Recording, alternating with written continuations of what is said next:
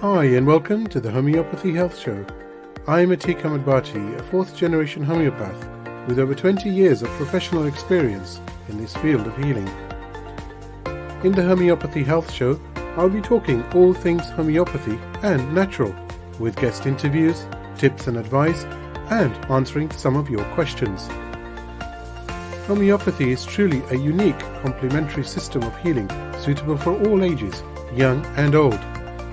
I'd love to hear from you and welcome your questions on homeopathy and how it can or has helped you. Feel free to email me at health@liketreatslike.co.uk or visit www.liketreatslike.co.uk for more information.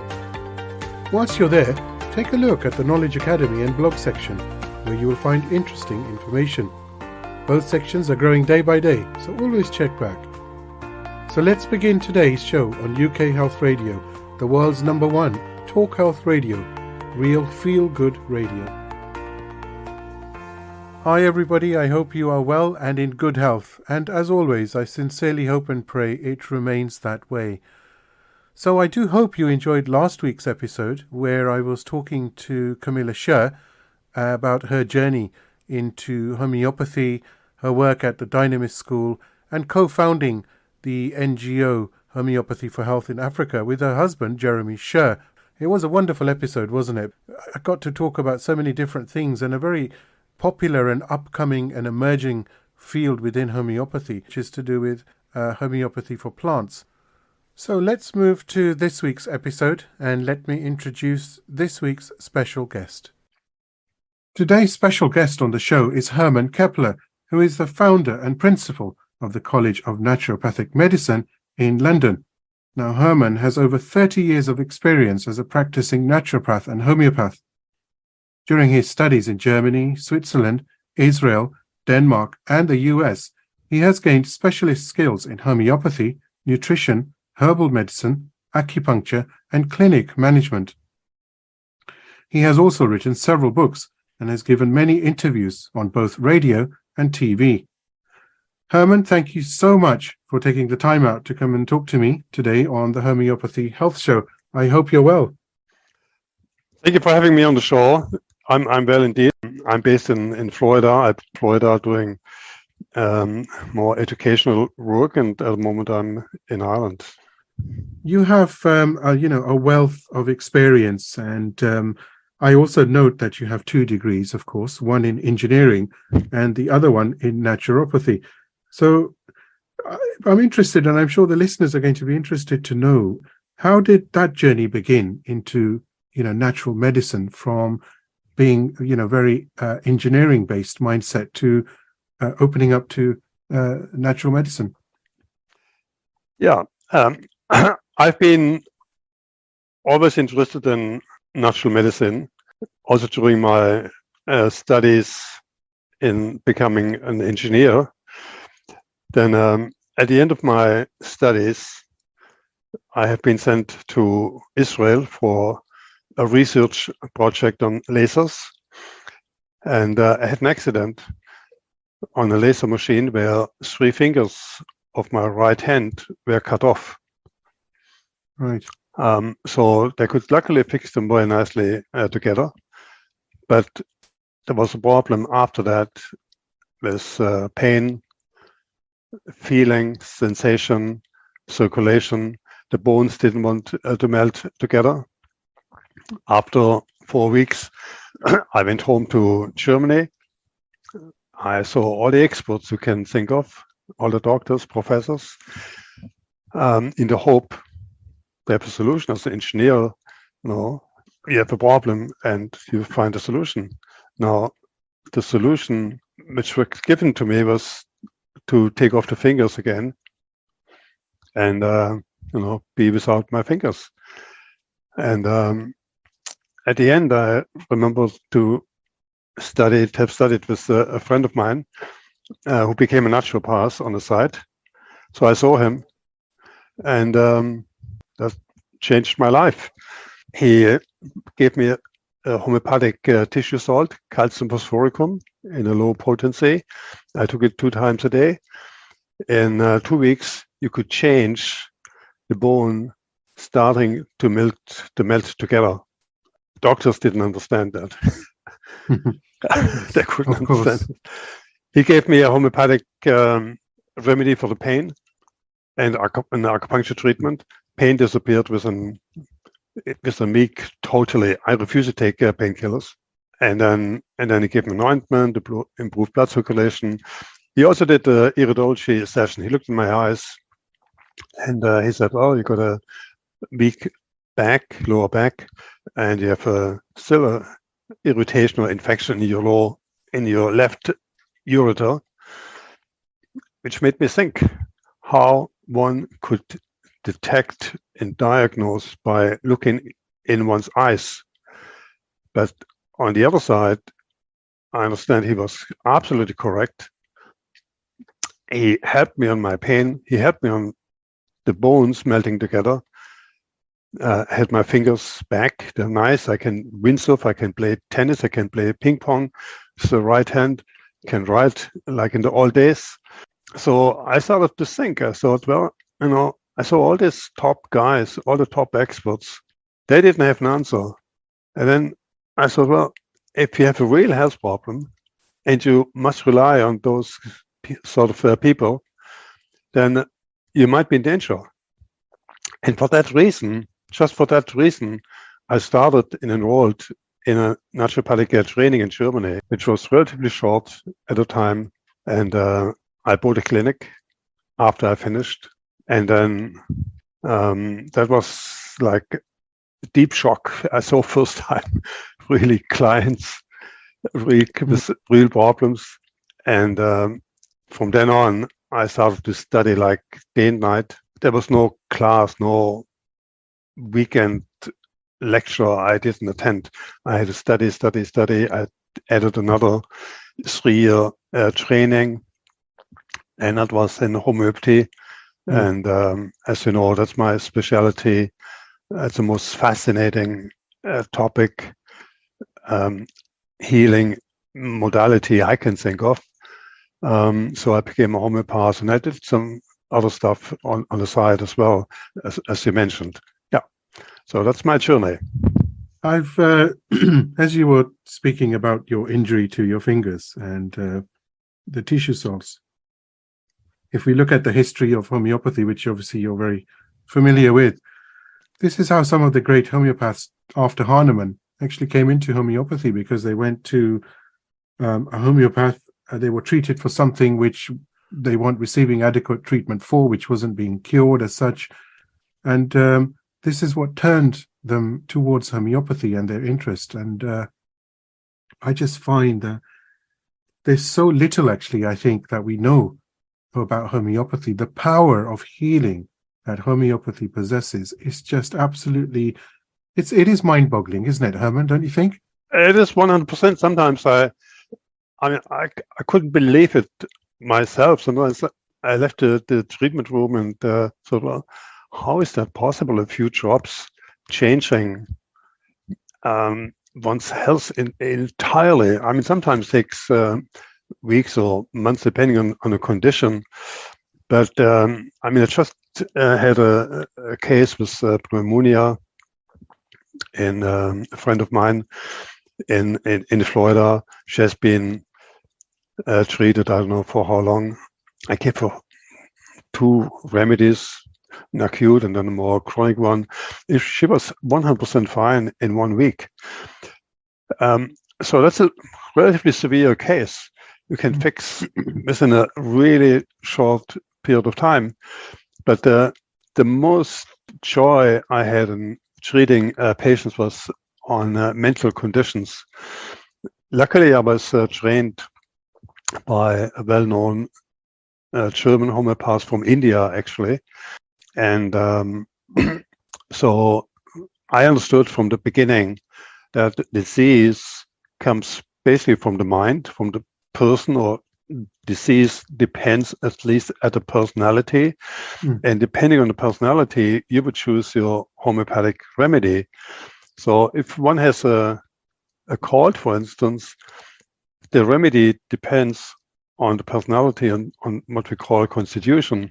So in other words, what I want to say is treating a client or patient homeopathically, it has an effect on its overall being. So the personality would, let's say, come back to normal. So in other words, it has a very positive effect on mental disorders, if you like. I don't like the term disorder, but on the personality, name it, call it like depression, anxiety, all of that. The most severe cases I had down this line is postnatal depression, which can be most horrible. Woman not being able to do anything, not looking after the newborn and the parent, family, etc. Sometimes you just give it a few drops of a particular remedy, there are not too many, and the person will change. That's the power of homeopathy, and especially in this time, anxiety is a mega topic. Homeopathy has beautiful answers to that. You're absolutely right. Absolutely. And, that's actually something very close to my heart as well, because I have found in recent times where more and more people are opening up about their mental health and emotional complaints or ailments, or the dis-ease that they're suffering from, that homeopathy does actually have the answers. It not only restores balance, but it enables an individual, to heal and move forward. And I also very strongly now believe that in this, 21st century, with the myriad of diseases, especially mental health concerns and ailments, homeopathy is having a renewed interest because of that. And yet, how amazing that this was founded over 200 years ago. It's not new remedies necessarily that we're using. Oh. We're still using those remedies that were proven, at the time of Hahnemann, and of course a few after as well. But certainly, that power has always been there, that power of healing. Absolutely. The great work of Samuel Hahnemann was he formulated kind of laws or principles which were true at the time, even before, and they are true now as well. So we have the same principles applied in homeopathy as 200, 250 years ago, and it works everywhere.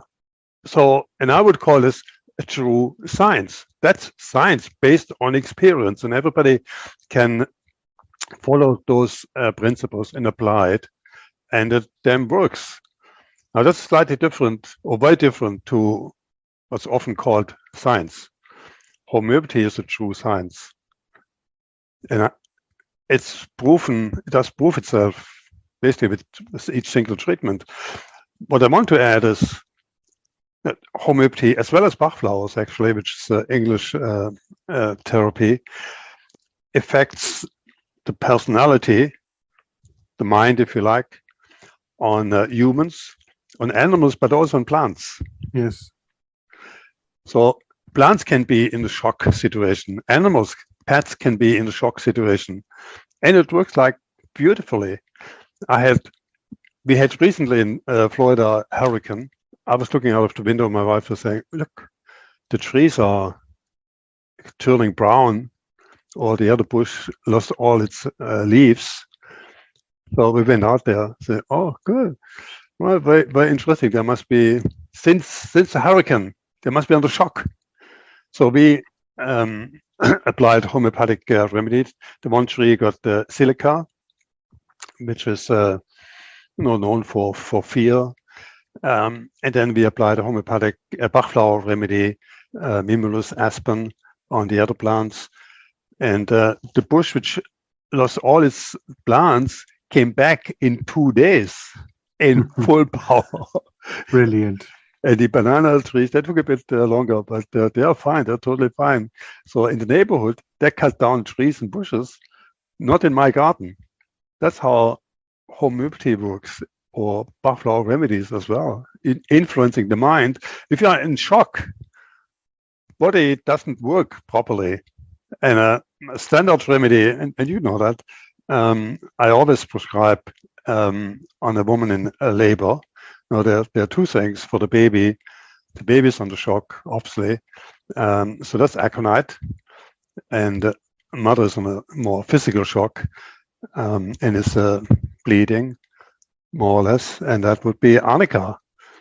And it works out beautifully. There's no Jordans or very rarely seen on newborn babies who are treated homeopathically right from the beginning. It's also, I'm fascinated, by what you're saying, because I treat a number of patients who want remedies for pets and animals. So a number of horses, need certain remedies. And they always, the patient always, or the client, should I say, looking after the horse, always calls back to say, yes, the horse has recovered from this problem and that problem, with the homeopathic remedies. But also the field that you mentioned, agri-homeopathy, which Camilla Scher, for example, is also doing a lot of work on in Tanzania. Oh, and she's speaking about, agri-homeopathy, agriculture, as you know, and homeopathy for plants and trees. And you've just proven that point, that the magnitude and scale and potential that can be found in homeopathy is just immense. It's just incredible. The healing power is phenomenal, and you have to see it to believe it. And patients themselves are the testament to the workings of homeopathy when they heal. It's not a condition that it's in the mind, because millions and millions of people cannot be able to heal themselves from the mind, but they do need a slight stimulus, which is homeopathy, and the body then, of course, goes into that healing process. Yeah, exactly. It's not the remedy which does the healing. The remedy gives the impulse, and then the body heals itself. That's how homeopathy is working. We are not healing at all. We give the right impulse or whatever's needed to the body, and then the body would say, "Hey, yeah, I know what to do," and the body does it. But the way I became a homeopath, actually through a client. As I said, my Indian homeopath was great, phenomenal. Now, he didn't have too much training on nutrition. He always said, well, eat and drink what you like and we'll be fine. And if there's a problem, there's a homeopathic remedy. So I continued to eat and drink what I enjoyed, and it was according to naturopathic principles, not always the healthiest one. So I had a bit of a belly. And one day I had a client, and she gave me a little booklet, how to detox and cleanse yourself, pointing at my belly. And I read it overnight. I was like mind blowing. So I thought, well, I got to do something, get the crap out of my body, because I was tired at times. And I ordered next day some herbs and put myself on a detox program, and I was like unbelievable what I got out of that. I know you've studied, obviously, naturopathy and homeopathy and nutrition, herbal medicine and Chinese medicine. Now, how does that work for you? How does knowing the different systems and the different modalities here, how does that come together for you personally? How does that work as a pathway to healing? Yeah, it's a good question. I'm mainly to 99% a homeopath, and I apply nutrition principles, or nutrition, detoxification, fasting. I'm a great believer in fasting. Also other things like I dived into fitness and exercise since a couple of years ago. As a therapy, there's nothing more powerful than homeopathy. But sometimes, you don't find the homeopathic remedy. It doesn't work for what reason ever. And therefore, it is important, it is good to have other modalities too. Clients are asking, they want advice on nutrition. Nutrition detoxification is extremely important.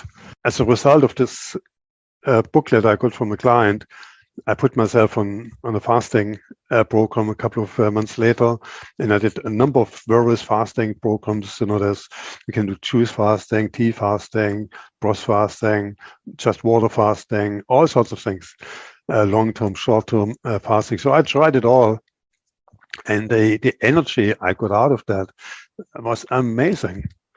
I used to sleep 3-4 hours a day, being full in energy, which changed my view on food more and more. I mean, once you're on the fasting and kind of cleaner as before, you get more sensitive to food. So you feel what difference it makes on the food you put in the body, especially sugary stuff or empty nutrients which blow your belly and gives you maybe some headache or dizziness or tiredness at least. So you want to stay away from that. But also the initial experience I had with a friend of mine doing iridology, I just wanted to have a basic understanding on iridology, a fascinating diagnostic tool, because also sometimes the client are expecting more than just a homeopathic remedy, especially in Germany. Clients are asking, "Oh, are you doing iridology?" Yeah, of course I do iridology. So look in one's eyes and see a few things, and it's nice to see those connections. But also, so I'm not a herbalist. I can't say I know a lot about herbs, but I can add herbs in a homeopathic prescription, a way of homeopathic application to support organ functions. If let's say if the liver is down, or there's a weak whatever kidney or heart function, there are particular, depending on the symptoms, again, like we do this in homeopathy, you would add maybe a herbal mixture, but as a homeopath you would never, at least initially, mix too many or even two remedies or treating modalities together, because you want to know what is doing what. So you may start with your homeopathy, and then you may add some herbs or put a client on a change of diet or detoxification. Detoxification is a very pertinent subject matter nowadays. We're ingesting, aren't we, chemicals through food consumption. Even some reports have shown that organic food is actually probably full of more chemicals than the non-organic food. And then in this connected world, we're surrounded by technology and radiation and electromagnetic frequencies and the stressful environment. So surely this is going to and is having a very detrimental effect to our tissue matrix as such. So how does detoxification, I mean, the work and fit into this, as far as starting from a foundation as such, where you've cleansed your body as far as you can? I know it's not always possible to do 100%, but you've experienced this yourself, haven't you? Very successfully.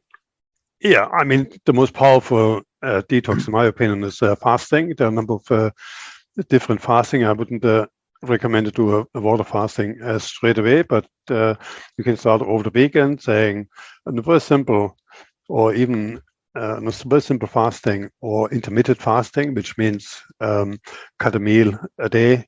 If you're not hungry in the morning, don't eat, or you should not eat late, let's say after 6. So cut out one meal. So that's a good start. Or you would say, I don't have solid food on the weekend, for instance, just liquid. Maybe have an enema in between, and then you can extend next time in a couple of months, maybe 3 days, maybe a whole week, where you just have liquid food, high in minerals. That's important. Ideally, you would have an enema after the first 3 days, a couple of enemas to get the overload of toxins out. And you would see you feel much better. You can't get rid of all the toxins and radiation and all of that, but you can feel 1,000,000 times better by eating correct, not overeating, cut out the sugar, cut out coffee. Coffee is not a not something to drink. It's a very toxic word. Tell that to millions and millions of people. If you drink coffee, if you need coffee, then there's basically something very wrong with your body function. If you're tired and need a coffee to push, it's an addiction, coffee addiction. So you need to get away from those addiction. Maybe not all at once, but start with one and replace it. And that's what we train at the college. You know, there might be turmeric or whatever. There are lots of possibilities, but you need to cut out one of those things at a time. You know, sugary stuff or empty food, empty of calories. You've got to cut it out step by step, and you will feel better. And then you add exercise, maybe try skin brushing or cold hot baths or foot baths from time to time, and you would feel a million times better than before. You're talking about coffee and of course sugar, and sugar is bad per se. But in your experience, you have so many years of experience here in different modalities, especially homeopathy now. What are the foods that are really detrimental that society is so, focused upon having and at any cost? Yeah, I mean, our so-called modern food. When I look at the basket, in the basket people are buying in a supermarket, there's basically hardly any food in there. So one could say, well, in a supermarket, you don't have real food as a start. There's no food. It's overprocessed, deprived of minerals and vitamins. And then, but let's say if you cut out at least on a gradient, all those things people eat in between, the snacks. They're very expensive. They cost a hell of a lot of money. Very. They're very expensive. Stir-fried food, not very healthy. Barbecues, not very healthy. Have it from time to time, but you got to know, well, it's not too healthy or not healthy at all. You could stay away from it. So that's where I would start. And then there are people that thrive on fruit. Others thrive on more vegetables, steamed vegetables. As you age, the body needs more minerals. So where do you get the minerals from? Would be vegetables rather than fruit.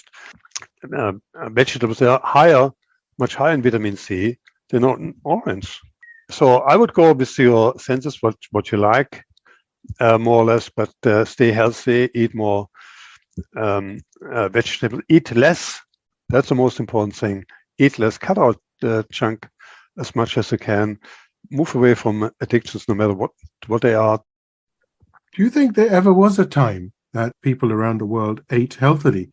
Have we ever as a society, different countries, different nations have ever experienced a healthy diet? I don't think we've ever experienced sort of a stage, have we, in the world where people have been eating healthy, because it's always one thing or the other, isn't it? It's either the food is not up to standard or it's gone off. And in today's society, certainly it's over-processed, heavily processed. And the soil, as you are, of course, very aware, is depleted of any real minerals anyway, because of over-farming and overproduction. Yeah, that's what we are hearing. And I'm sure that's absolutely true. Soil is depleted of minerals and etc. But on the other side, I believe if your body is clean, the body needs a very small amount of nutrients to fulfill its functions. Maybe only 5% of the amount of the food we are used to eat, the body needs really. So there are possibilities, or if you eat healthy, have a clean detox body, you get all the nutrients, everything you need.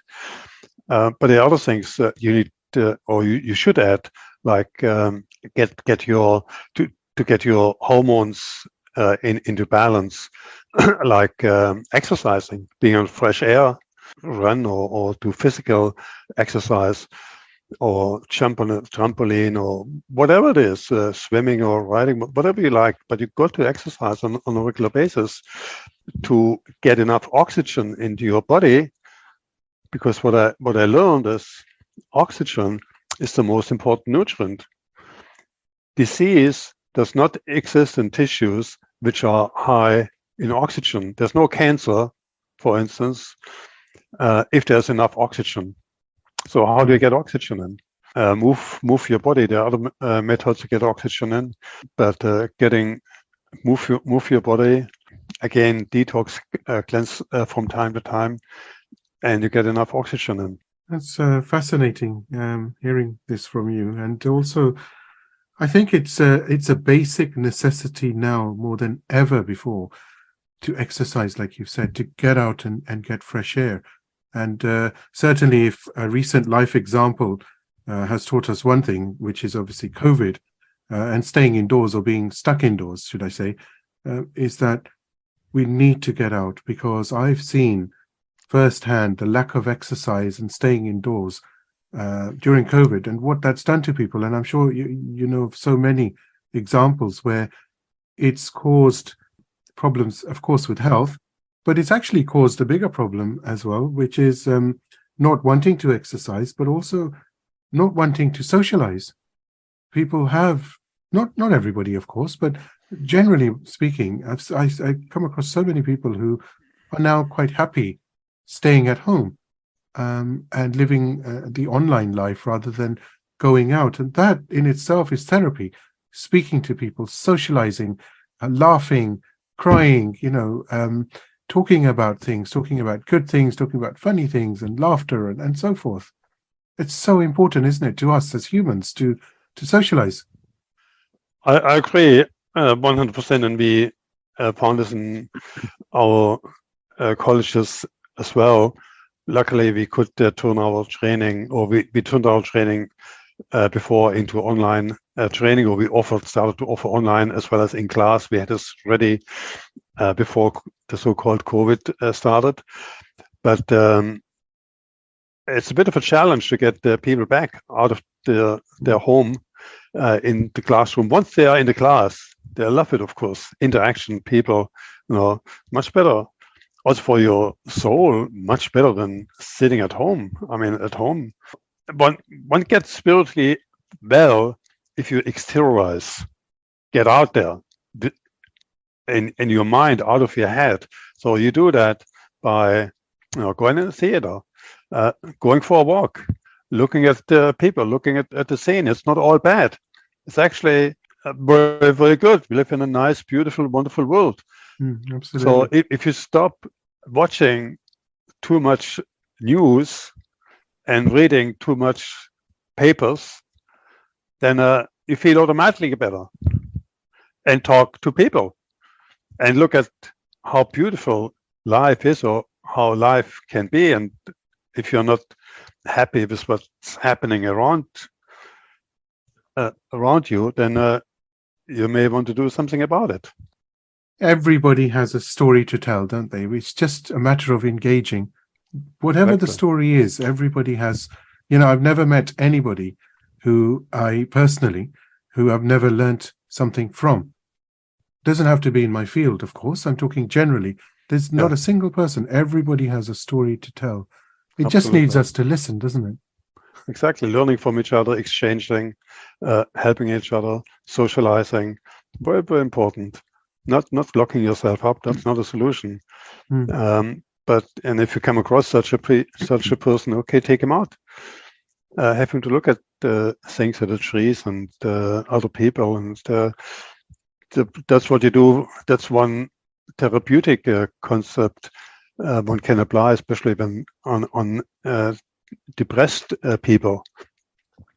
Extremely therapeutic. I had a friend of mine. He would call it schizophrenic, hearing and seeing things which didn't exist. So, his wife didn't want to take him to a psychiatric hospital, and so we make sure there's a 24/7 control over him. But we mainly took him out to go for a walk, looking at things, getting him to exercise, to run. And he recovered. It took 6 weeks. It's hard work for all his friends, but he never took medication, drugs. He took lots of supplements, and it wasn't good food. We just got him out of his mind, if you like, by exercising, looking at things. So that's an extreme example how well one could get just by going out there and socializing. It's also interesting that I find this, and I'm sure you find this, that when I go walking with my good wife and kids, with children as well, we always end up talking about happy things. Not that we talk about bad things at home, but I mean, the subject matter is very, very different. Exactly. And one can actually, a lot of the decisions that one can make sometimes are done in a nice, beautiful park as you go past beautiful smelling flowers and trees, and good conversation can be had, isn't it? Because of the environment. Green is naturally a very calming color anyhow, and then Absolutely. Going through even the countryside or going even for a long drive, it gets you to open up and talk about things that perhaps you wouldn't at home. So you mentioned therapeutic, it's therapeutic, 100%, that's, of course, that's correct, because I've experienced it myself, and I talk about things I don't go out thinking I'm going to talk, but it just so happens that you end up talking about other things, which you just don't generally, and it's a nice feeling to be able to do that. Yeah, I did this actually a number of times with clients. Let's say if you're in a, let's call it a difficult environment or suppressive environment, be it work or private. So therapeutic advice could be go on holiday, go somewhere, move out from the environment you are in at the moment, socialize, and very often then you have time to think about it, may come with a solution home, and you recover. Sometimes the person comes back and the same thing starts right from the beginning, but at least then you know my environment is not very healthy, something wrong there. So you may want then to focus or help the client to focus on the environment. The client knows basically, but he needs to come with a conclusion. You're not the psychologist who would know everything better than the client. But the client knows. You just need to guide him and find out and help him through, maybe to find a solution. Yeah. So going away sometimes, leaving a difficult environment, can be very therapeutic as well, contribute to healing. There are enough cases which would show, well, since I went on holiday and at such a step, I got rid of my asthma or my eczema or such things. So the mind or the mindset or the influence from outside has an effect on health. As a homeopath, we know somebody comes, no matter what their condition, but let's say a heart attack or a heart problem or diabetes or whatever, you would always ask, okay, when did it start? So you find a time, okay, what happened at the time? And you always find so-called stressful situation. Absolutely, yes. And then the homeopathic remedies help on the stressful situation, but then you need to sort it out in the physical universe, so this situation would not appear. I had a guy had a kind of a heart attack, not a heart attack, but close to. Okay, when did it start? After retirement. What's the reason? He felt alone. He was working 40 hours, happy environment, nice colleagues, had a chat, fulfilled a life, and then not of use to anything. So what do you do as a practitioner? You give him some goals. That's what we introduce in our health coach. One has to have goals in life. If you don't have a goal in life, forget it. This brings me actually on to yourself founding the College of Naturopathic Medicine, and this was in 1998. Yeah. And today it's thriving for with students from around the world. So how does that? I just really wanted to get an idea of how that makes you feel, because it's a very humbling accomplishment because of the compassion, the need behind it. So any field of healing, I was talking to some students of homeopathy just before you came on air, and we were talking about this, that any field of healing truly requires a compassionate person. And we know this from the founder of homeopathy. Dr. Hahnemann was so compassionate, and so many years he spent looking for the answer. And then, of course, homeopathy happened. And 200 plus years later, it's still used by millions and millions of people. And compassion is right at the core of this. So I just wanted to get an idea of how you feel, because I know the college is very, very successful, and so many students are graduating in different modalities and being able to go out then and help to heal others. That must be a really a nice feeling. It's always a nice feeling to see students graduating. It's a kind of a highlight. When we have graduation every year, it's around springtime, March time, and I see this beautiful students coming up on stage and be happy. And the purpose behind what I'm doing basically is to educate, to help people to achieve their goal, to help other people. I'm not so much looking back what happened. People are saying, well, that's great, you're successful and you have lots of students and all of that. That's fine, that's great. But I don't want to live in the past, and life is not in the past. Life is in the future. So I'm more looking towards the future. I achieved what I achieved, and it was nice. It could be a million times better. I'm happy what I did, but I'm not reflecting too much. No, I don't want to live in the past. I'm looking forward. What I'm telling my staff all the time, CNM is great now, 25 years in the UK, but I'm always saying we just started. It's just a start. Right. There are lots of other things to come. Talk next year in a year's time. We'll add a few more things to it. There are other colleges that you are serving as principal for as well, are there not? Yeah, we have in the UK 10 colleges, UK and Ireland, 10 colleges in total. London is the largest college.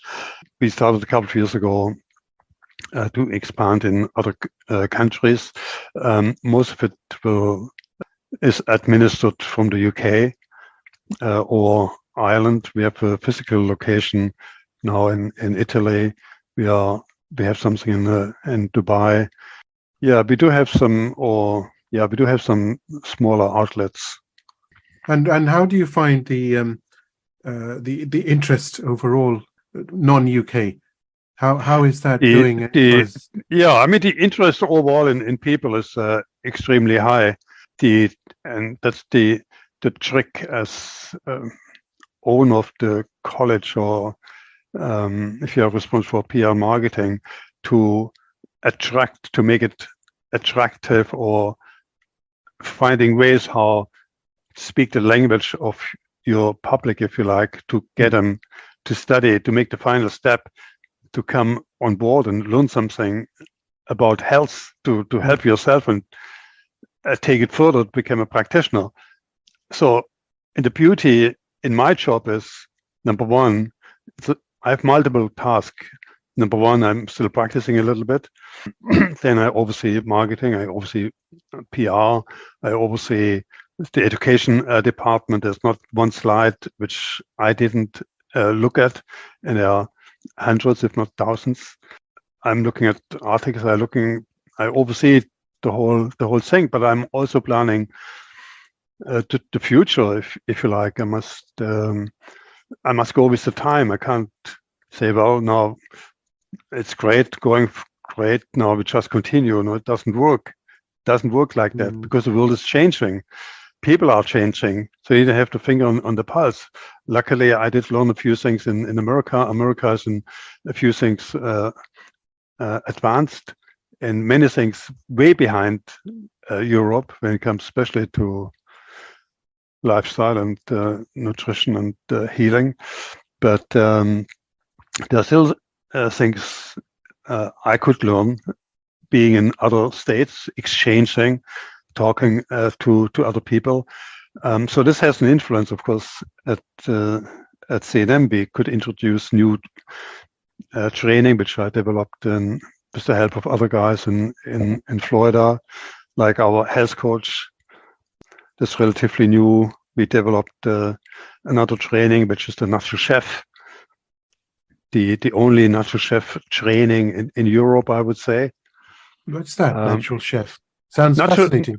Natural chef has basically to do with food preparation, or how to eat, basically, and put food together. What we see, what I was, sometimes I watch TV and there are some cooking shows and very prominent people, and how do they judge food? They look at food, they taste food, and look at the texture, and I don't know what, and then they say, well, that's a pass, that's very good, or that's not good. But they're not really measure what's important. They don't know, at least not emphasize on things which are important when you eat. So you eat, the purpose of eating is to nourish the body. So you want to have nutrients, you want to have food. So you want to make sure the food is correctly combined.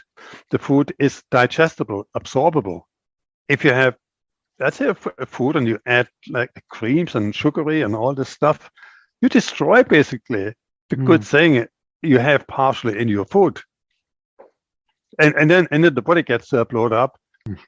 So out of that, we said, well, we've got to do something and talk about nutrition, proper nutrition, and how to prepare food, which makes sense. We have different constitutions, different bodies, different requirements depending on your work and where you live. And therefore, also we are in a different health status, and we need, therefore, different sort of foods. So, and that's what we are teaching. So food which gives you energy. An athlete needs different food as an elderly person sitting at home. So that's what we teach, combine food correctly. That's part of our naturopathic natural chef training. It's Hermann Keppler. It's been an absolute pleasure. Really, really enjoyed speaking to you.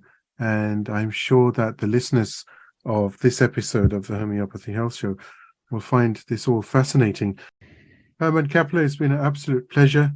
And hopefully you will come back on the show later in the year and give us an update on some of the new initiatives as well. I've learned a great deal. I wish you continued success in your field of healing and helping others. Thank you so much. Thank you very much. I do hope you've enjoyed the Homeopathy Health Show here on UK Health Radio, the world's #1 talk health radio.